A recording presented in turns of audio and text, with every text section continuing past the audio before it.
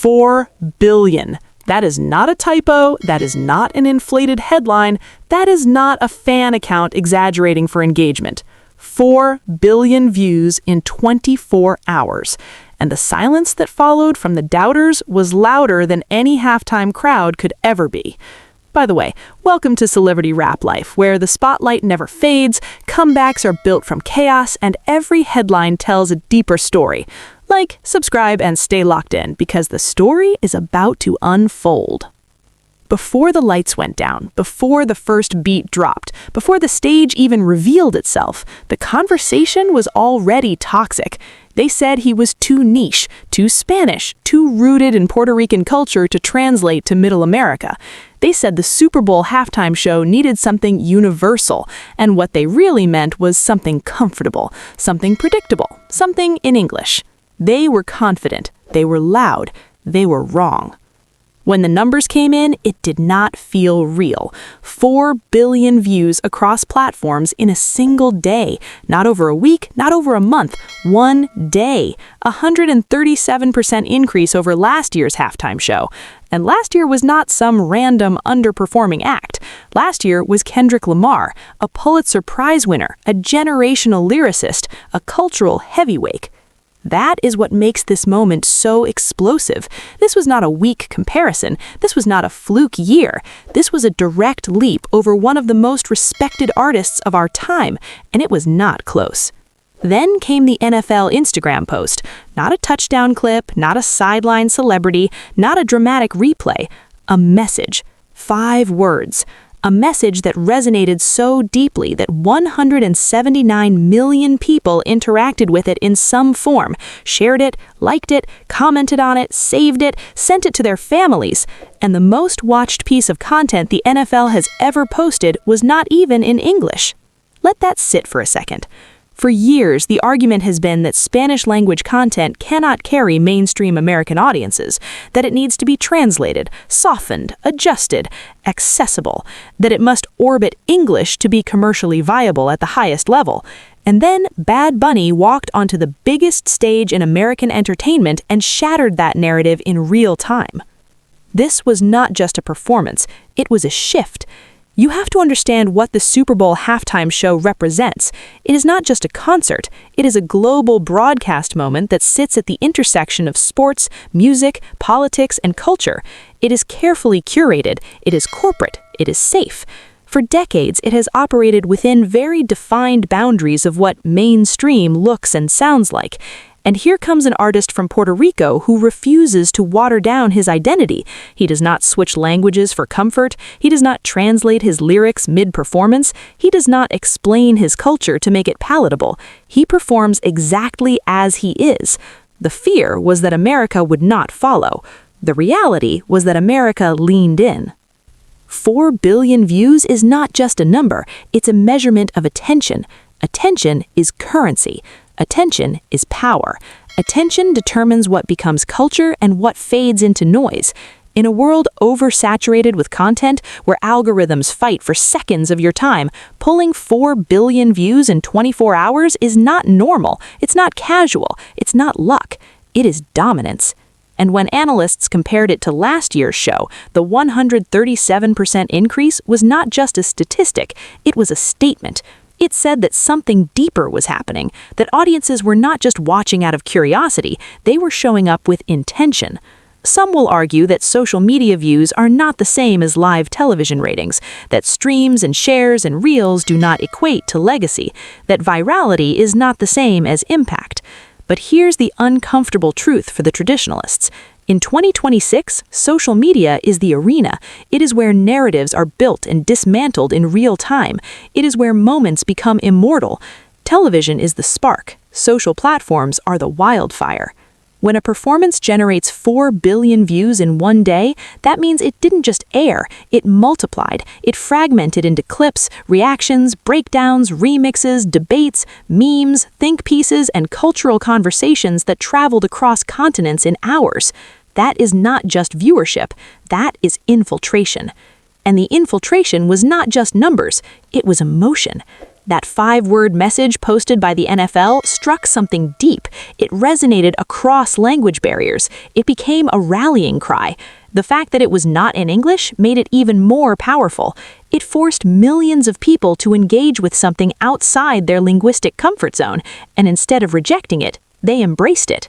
For years, Spanish has been treated like a secondary language in American mainstream spaces, present but peripheral, influential but not central, celebrated but often in curated, contained moments. This was not contained. This was the center of the biggest American broadcast of the year. So when people ask whether this officially makes it the greatest halftime show ever, the answer is more complicated than a yes or no. Greatness is not just numbers, it's context, it's impact, it's longevity, it's how a moment shifts the cultural ceiling. By pure social media performance, it stands alone. The gap is undeniable. 137% over a Kendrick Lamar show is not incremental growth, it's exponential. But greatness also asks what happens next. Does this moment open doors for more Spanish-language headliners without hesitation? Does it eliminate the whispered boardroom doubts about market limitations? Does it recalibrate what executives consider safe? If it does, then yes, it is one of the greatest halftime shows ever because it did more than entertain, it expanded the frame. And let's talk about the doubters for a moment, because doubt was loud before this performance. It was everywhere. Comment sections, sports talk shows, industry insiders who smiled publicly but questioned privately. They framed it as concern about ratings, about demographics, about tradition. What they really questioned was comfort. Bad Bunny doesn't perform like he's seeking approval. He performs like he knows he belongs. There's a difference, and audiences can feel it. Authenticity travels faster than marketing campaigns ever could. The 4 billion views were not driven by controversy alone. They were driven by connection.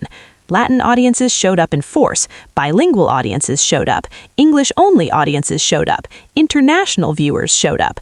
It was not a niche moment. It was global.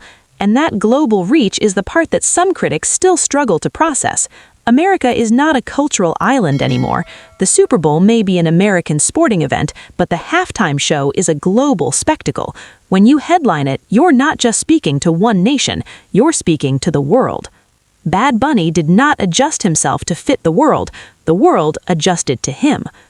There's something powerful about watching an artist stand on a stage historically dominated by English-language performances and deliver an unapologetically Spanish set without compromise.